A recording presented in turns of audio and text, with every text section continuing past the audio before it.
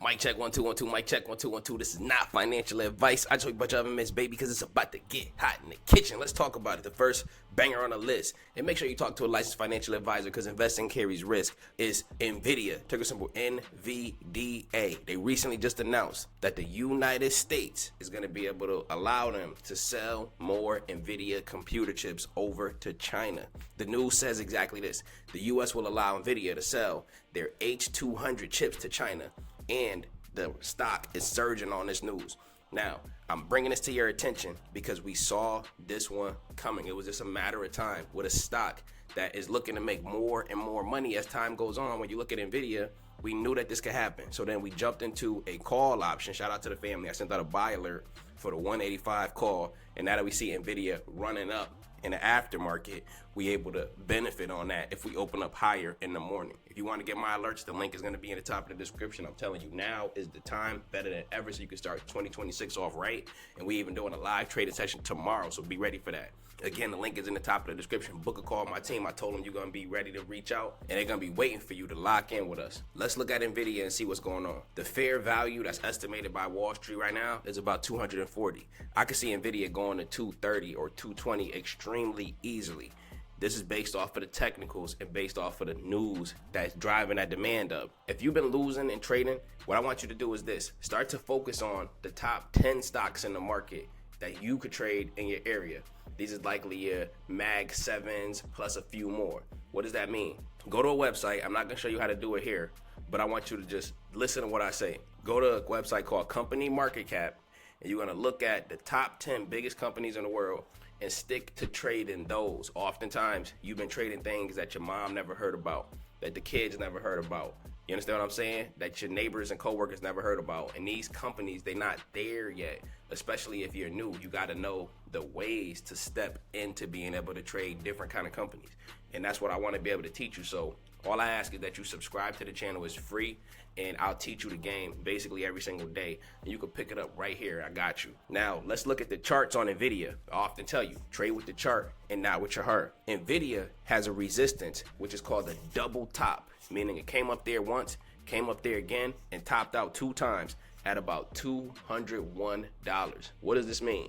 If we go back up there where it looked like we're headed, then we're gonna pierce it. Very likely. You like to buy these things where you near the low end of the range, and right now the low end of the range, aka our 200-day EMA, is about 185. That's generally where we like to buy Nvidia at.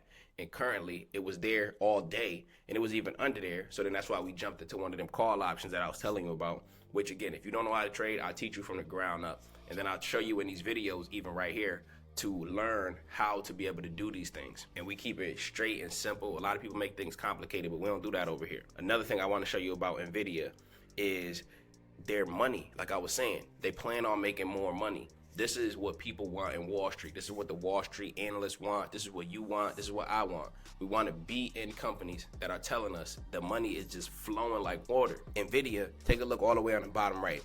2026 Q1, they were telling us they were going to make $43 billion. In actuality, they made a little more than that, 44. So they beat that. But look at this, Q1 of 2027, they saying it's going to go all the way up over 30 billion more to about 70 billion. And this is the estimate that they had even before they could sell computer chips to China. So the real one might even be closer to 75, if not 80 billion. So when we see things like this, it's telling us that this company has the potential to be an absolute heater, family. And that's why it moved from 185 to about 189, almost 190, even when the market closed down.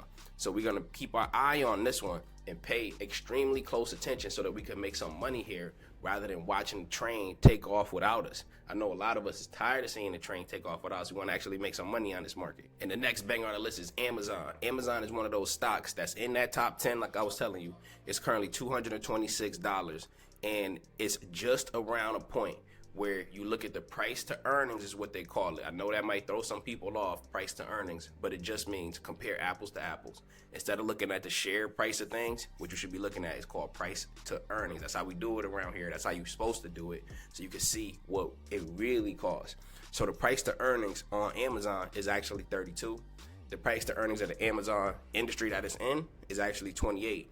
So it's a little over, but it's actually in range. So Amazon is close to being a fair price. Whenever you see these tech stocks and their PE, aka price to earnings, and you can write this down, is between about 30 to 35. For modern tech stocks, that's where they live. So when you see it, it's not way overvalued, not way undervalued. We would prefer to get it if it was lower.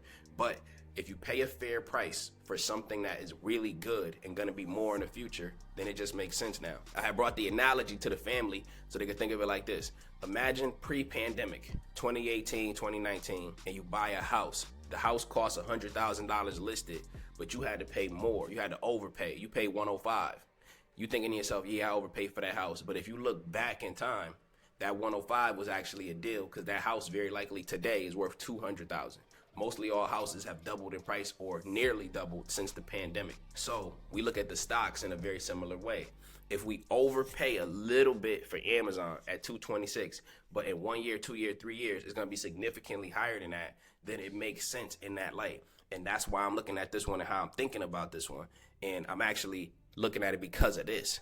Check this out. I just showed you that Nvidia was telling you they was looking to make 43 billion and then they were looking to make 70 billion. The numbers on Amazon is crazier. However, Amazon is a different business. Amazon said that their lowest number all the way on the left, Q1 2025, was $155 billion. And then just a straight shot up the whole year.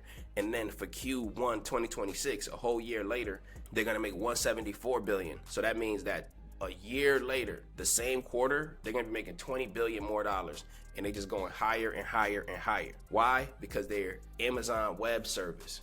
A lot of these apps, when you go and buy something online, they really using Amazon in the background and you don't even know it, but Amazon knows it and they're getting paid from it. Then when you look at the balance sheet just basically means the assets that pay Amazon versus the debt, like loans that they got to pay back. And when you look at the ratio, just in 2024, it was at 55. Their debt was 55% of all of the assets that they had. But now the debt has dropped down so much that it's at 49%. But what's going on? They actually holding on to the same amount of debt, but they keep getting so much more money that the debt is a lower percentage now.